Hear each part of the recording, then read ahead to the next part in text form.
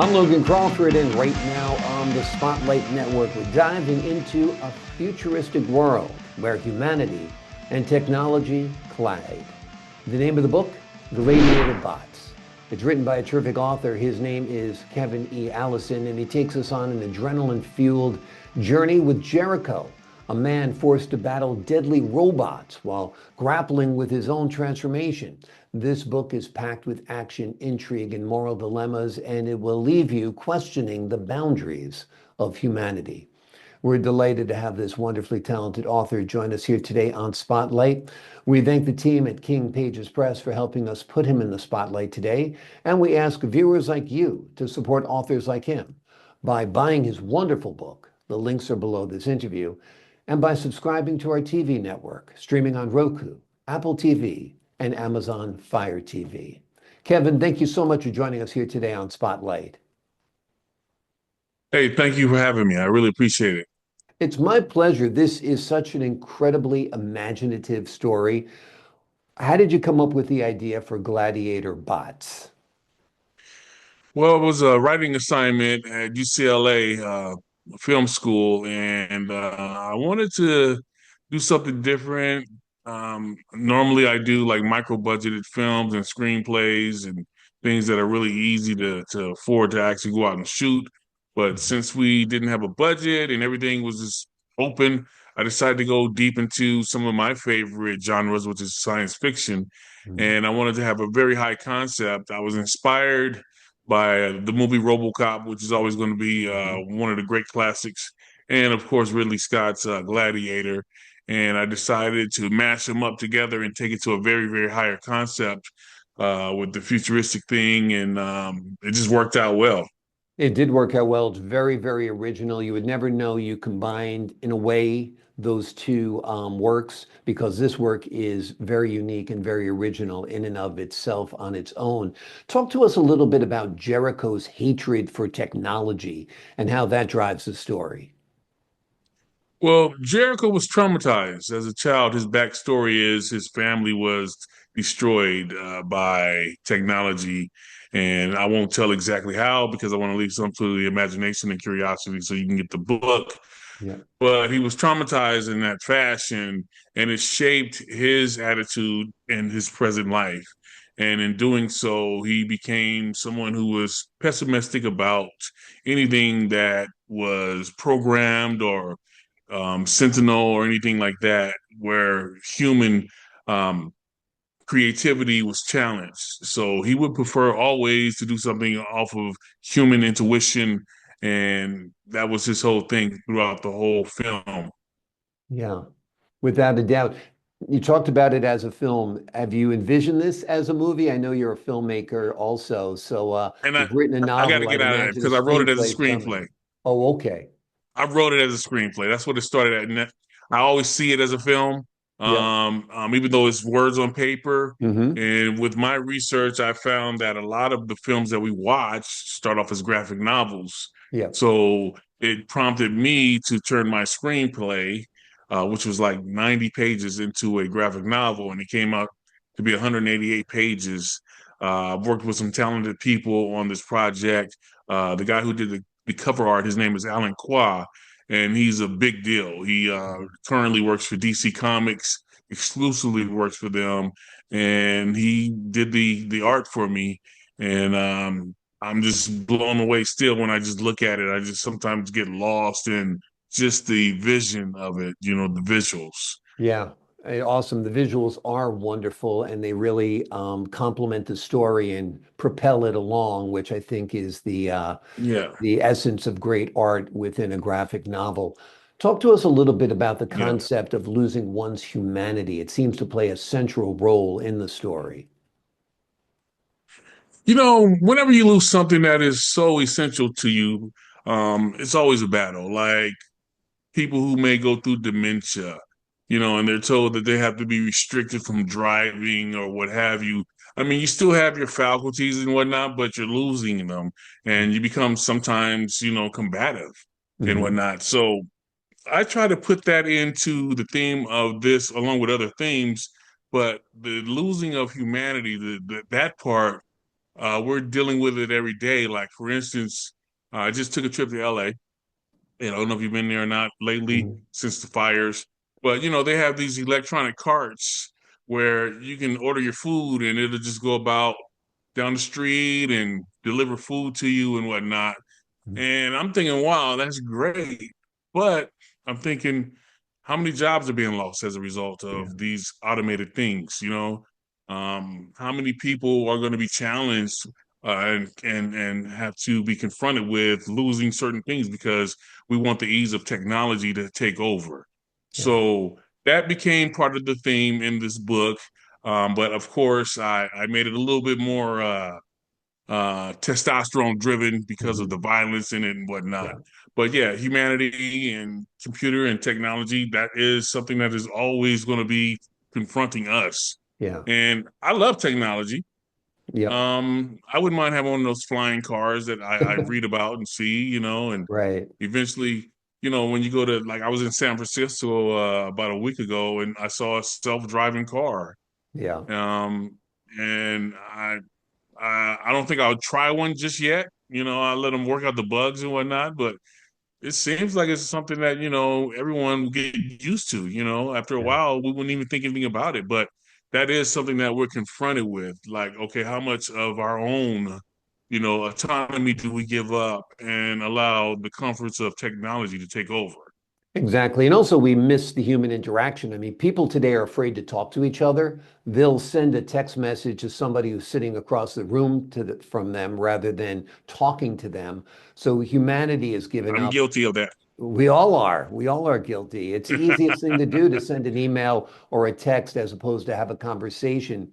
But it's Yeah, important for us to have conversations, I think, as people. Let's talk a little bit yeah. about your antagonist, Dommick Everbleed. I think to have a strong hero, you have Great. to have a You hit strong that spot on. You anti-hero. pronounced that so excellent.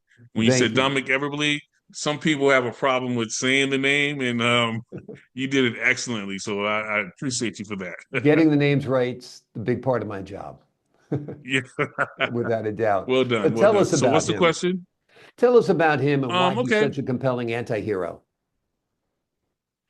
Well, so I don't know if you remember the Iliad or anything like that, or those kind of stories where you have a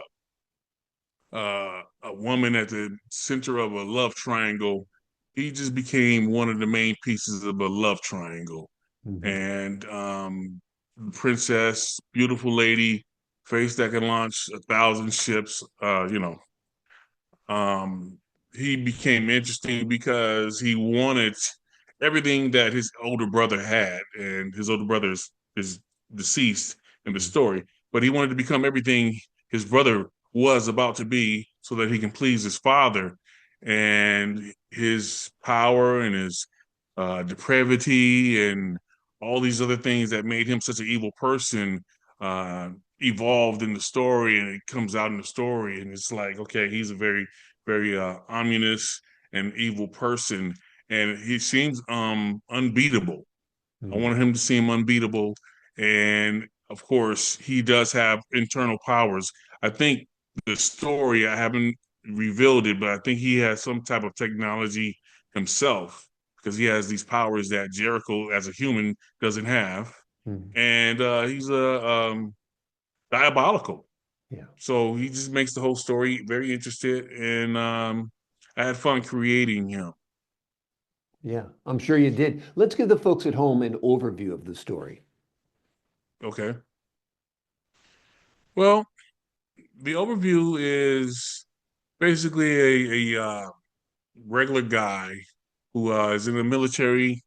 He's got a love interest, and the morals and things that he has learned as a regular citizen doesn't align with the royalty of the existing structure with Princess Halation and her father and mother. She can only be married to someone who is of royalty. Mhm. And Dominic Everbleed is of royalty, but she doesn't like him. She likes a regular common guy. So their love is forbidden. Um, I wanted it to be a love triangle because I think that's an interesting thing to use as a marketing um, um, tool for everyone to really get involved. So you can have a dinner date or take your girlfriend and still have a lot of fight and blood and gore, but it's still at the core, it has some type of softness to it, love. And so with that said, he's a guy who will do anything for her, and unfortunately, he gets mixed up with the most depraved person on the planet, and he starts losing his humanity behind it. So it kind of plays into the fact that he's a analog guy in a digital world, and he's losing his humanity, but he's doing it because he loves someone. The question becomes, will he become a mind-controlled villain, or will he be a hero and save the woman that he loves?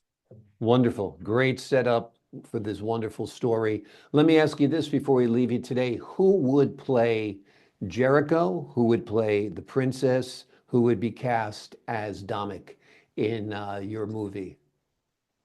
When I wrote it, I had The Rock in mind.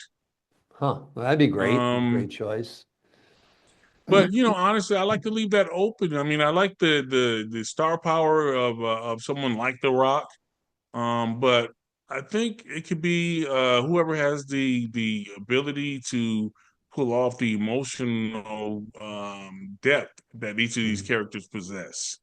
So I don't really have a huge big name for any of the other cast, Mhm. but I did have The Rock as the main guy, and then we can fill out everything else with anyone else Yeah. for the villain. So I would kind of leave that to the casting directors because there's a matrix that goes involved with this, Oh, that yeah. gets involved with how much money this person can bring just by having them in the film, and you Right. know, so star power and things of that nature will always come into play when you cast out these kind of movies. Yeah. I just wanted something compelling. I wanted something gripping, and I wanted to show that people who have challenges with technology are all the same. We have our same fears. We don't know if technology will be our friend or our foe. Yeah. In the wrong hands, it can be quite scary, Yeah. with what's going on. So that's what drove it. I would also like to invite people out to a book signing that I'm going to be having Wonderful. in Los Angeles, California. It's one of the largest comic book stores in LA. It's going to be happening February 23rd at a bookstore called the Golden Apple, and I'm looking down at my calendar. Yeah, Golden Apple is on Melrose. It's 7018 Melrose Avenue, Los Angeles, California. California. The zip code is 90038, and we're going to be signing books. Awesome. We're going to have a pre-sale that's going on right now. We're selling a bunch of books right now, and I would like for folks to come on down. I'll be giving out uh, different types of merch and whatnot, and signing the books. And again, that's going to happen February 23rd. So if anyone's listening and interested and want to meet me in person and want to get their hands on one of these books, I call you on down, and this is your call to action. Come on out and see me. We had another successful book fair showing out in Germany, in Frankfurt, and we sold out all our books and did a lot of signing, and it was just a wonderful event. So I'm just going to continue on with doing what I do, and we've had some offers from some movie producers as well. Awesome. Awesome. Well, I'd hope to see this Yeah. made into a film. To the folks at home, we've been talking about technology taking over our lives. Get to the bookstore, meet the author, press the flesh, shake his hand, have him sign your copy of this wonderful book. You'll be glad you got it. This is going to be a keepsake because I'm sure this is going to take off because not only as a book and perhaps as a series of books, but also as a series of films because it is a wonderful story packed with action, packed with adventure, packed with thrills. The name of the book is Gladiator Bots. In the book, the author takes us on an adrenaline-filled journey with Jericho, a man forced to battle deadly robots while grappling with his own transformation. It is packed with action, as I mentioned, intrigue, moral dilemmas, and this sci-fi adventure will leave you questioning the boundaries of humanity. Kevin, thank you so much for joining us here today on Spotlight. Thank you for having me. Great having you on the show. I appreciate your insight and your wisdom. To the folks at home, I'm Logan Crawford, thanking you for your time, this time. Until next time, on Spotlight.